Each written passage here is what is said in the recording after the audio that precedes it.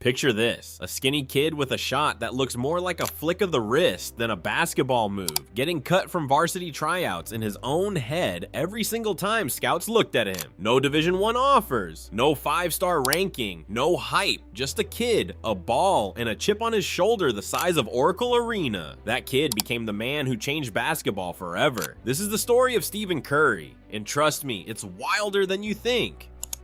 The kid nobody wanted.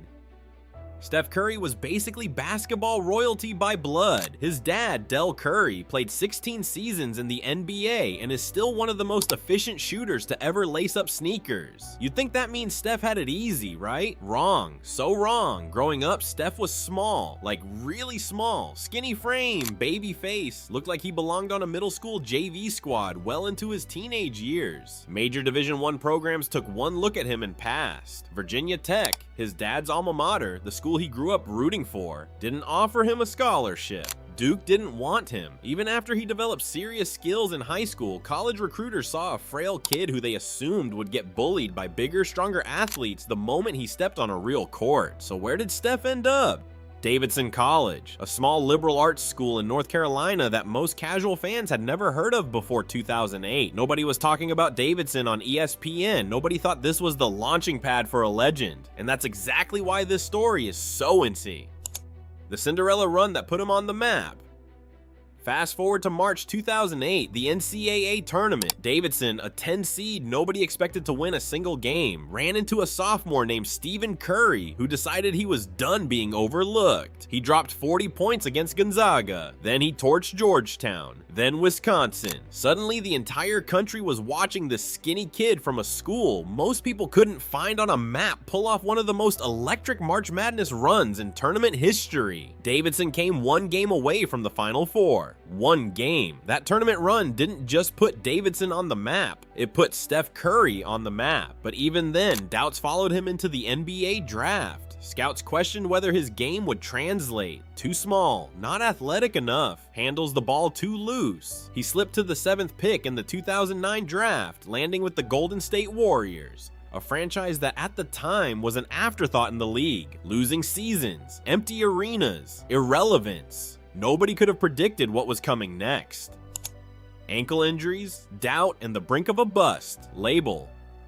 Here's the part of the story people forget. Steph Curry almost didn't make it. Early in his career, he was plagued by brutal ankle injuries. Multiple sprains, surgeries, a body that seemed fragile and breaking down before he even hit his prime. Analysts started whispering the dreaded word, bust. The kid with the pretty jumper who just couldn't stay healthy enough to matter. Imagine being that close to being written off completely. The Warriors even let his role get questioned internally. There were trade rumors. There was real uncertainty about whether his body could hold up, but Steph didn't fold. He rebuilt his ankle strength from scratch, obsessed over training, and bet on himself when literally nobody else fully would.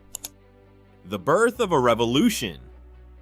Then came the explosion. Around 2012 to 2013, healthy and finally given the freedom to play his game, Steph started doing something nobody in NBA history had done at that volume, pulling up from 28, 30, even 35 feet, and draining it like it was a wide open layup. Defenses had no answer.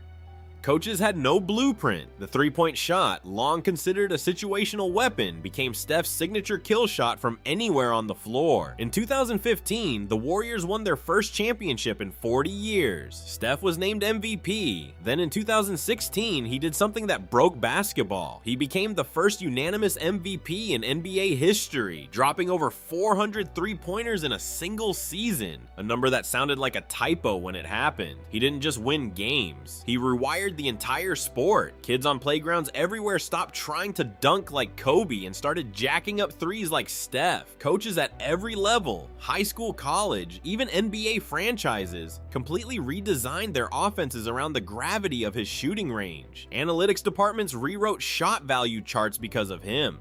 The three-point revolution we see across all of basketball today? That's Steph Curry's fingerprints on the entire sport. What made this moment different wasn't just the volume of threes, it was the precision under pressure. Defenses started sending 2 and 3 defenders at him beyond the arc, something no player had forced before. Coaches began rewriting playbooks overnight, building entire systems just to slow down one shooter. Opposing teams studied film for hours, trying to find a weakness in his release, his footwork, his timing, and kept coming up empty. This wasn't luck or a hot streak. It was a fundamental shift in how the game of basketball was played, defended, and coached at every level, from doubted to dynasty. What followed was one of the greatest runs in NBA history, multiple championships, back-to-back-to-back NBA Finals appearances, a Splash Brothers partnership with Klay Thompson that terrorized the league for a decade. Curry became must-watch television, not because he was the biggest or strongest player on the floor, but because he made you believe a shot from half court was always live. And here's the part that makes this story hit different. He never became the prototype. He stayed the same skinny frame people doubted in high school. He just made being skinny, undersized, and overlooked into the most feared skill set in basketball history. He proved that height, wingspan, and NBA bloodlines hype mean nothing compared to skill, repetition, and absolute belief in your own work. The kid who got skipped by his dad's school, the kid who slipped in the draft, the kid who almost got labeled a bust because of bad ankles. That same kid became a 4-time NBA champion, a unanimous MVP, the greatest shooter who has ever lived, and arguably the single most influential player in how modern basketball is played at every level on earth, from your local YMCA to the NBA Finals. Why this story matters. Steph Curry's rise isn't just a basketball story. It's proof that the overlooked underdog narrative isn't just a Hollywood trope. It actually happens in real life to real people who refuse to quit when literally everyone around them says they're not built for greatness. Every scout who passed on him, every school that didn't recruit him, every analyst who called him a bust risk, they all helped write the greatest comeback story in modern sports. They just didn't know it yet. So next time someone tells you that you're too small, too slow, too whatever for your dream, remember the skinny kid from Davidson who decided watch me was a better response than giving up. If this video hit you the way it hit me, smash that subscribe button right now because this is just the beginning. We've got way more underdog stories, legendary comebacks, and jaw-dropping basketball history coming your way, and you do not want to miss what's next. Hit subscribe, turn on notifications, and let's keep building this community of people